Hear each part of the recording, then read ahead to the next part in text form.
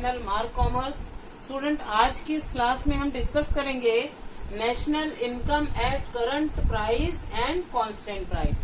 इसके पहले वाली क्लासेस में स्टूडेंट्स मैंने आपको नेशनल इनकम की 3 मेथड्स जो है value added method, income method and expenditure method को डिस्कस किया था। तो ओके स्टूडेंट्स, स्टार्ट करते हैं। National income at current price. Students, it is the money value of final goods and services produced by a normal residents of a country in a year. Students, ये वो money value होती है final goods और services की जो एक साल में प्रोड्यूस की जाती है और मेजर्ड कैसे होती है, करंट ईयर के प्राइजेस पर, मतलब उसी साल के प्राइजेस पर नेशनल इनकम फाइंड की जाती है। इसका एग्जांपल देख लेते हैं students.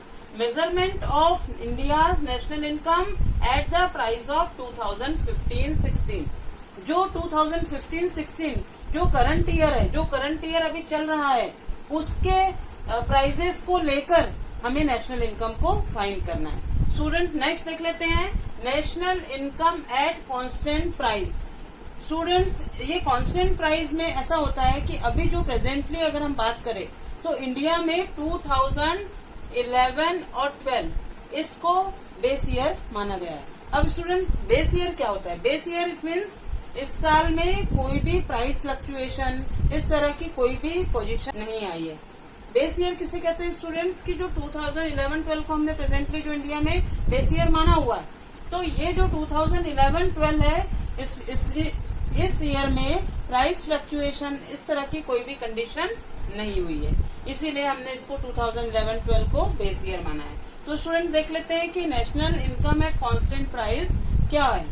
It is the money value of final goods and services produced by normal residents of a country in a year measured eight base year price. तो base year हम किसको मानेंगे स्टूडेंट यहाँ पर? 2011-12 को। Student, base year it means normal year free from price fluctuation. It means कि जो भी प्राइस का जो अपवर्ड है, डाउनवर्ड है, वो वहां पर कुछ भी नहीं हुआ है। That is why 2011-12 is taken as a base year.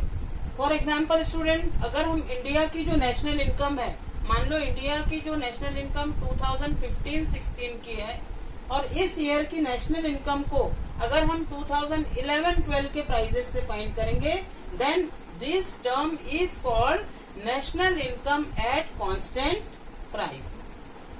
Students, let us understand this topic with given schedule.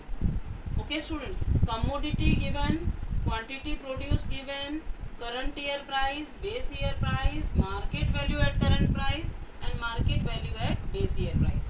Okay students, here given wheat, cloth and milk.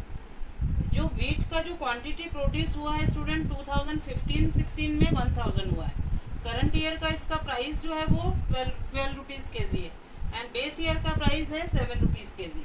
तो स्टूडेंट्स, मार्केट वैल्यू इसकी कितनी आ गई करंट प्राइस पे? अगर हम इसको find करेंगे तो 12 इंटू 1000, 12,000 आ गई। अगर मैं 1000 से इंटू 7 के जी करूँ तो 7000 आ गई। तो बेस ईयर का जो प्राइस से है तो इसकी मार्केट वैल्यू वीट की 7000 है और करंट ईयर के प्राइस से अगर इसको फाइंड करते हैं स्टूडेंट तो इसकी वैल्यू 12000 है। ऐसे ही क्लॉथ में स्टूडेंट अगर हम देखें तो 500 इसकी क्वांटिटी प्रोड्यूस है, करंट ईयर का प्राइस 10 रुपीज है और बेस ईयर का प्राइस 6 रुपीज है। तो स्टूडेंट यहाँ पर 5000 और 3000 इसकी मार्केट वैल्यू आ गई।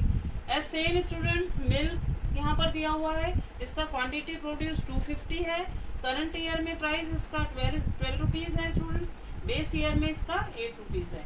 तो हमने 250 इंटू 12 किया स्टूडेंट्स, तो यहाँ पर 3000 आ गया एंड 250 इंटू 8 किया स्टूडेंट, तो यहाँ पर 2000 आ गया। तो स्टूडेंट अगर हम देखें कि इसका टोटल मार्केट वैल्यू जो करंट ईयर का जो प्राइस था उससे इसका 20,000 है स्टूडेंट, और अगर हम इसका मार्केट वैल्यू बेस ईयर के प्राइस पर देखें तो इसका 12,000 है। ओके स्टूडेंट, अब ये जो इसका डिफरेंस है स्टूडेंट्स 8000 का, तो ये जो डिफरेंस है इसका, ये रियल डिफरेंस नहीं है स्टूडेंट्स। ये किसके कारण डिफरेंस आ रहा है? प्राइजेस के कारण आ रहा है। तो स्टूडेंट एक बार इसको रिवाइज कर लेते हैं कि हम अगर बोले national income at current price तो इसे हम नॉमिनल नेशनल इनकम भी कहते हैं। और अगर हम देखें कांस्टेंट प्राइस, तो इसे स्टूडेंट्स हम रियल नेशनल इनकम भी कहते हैं। So students, real growth of an economy can be measured through constant price. National income at constant price.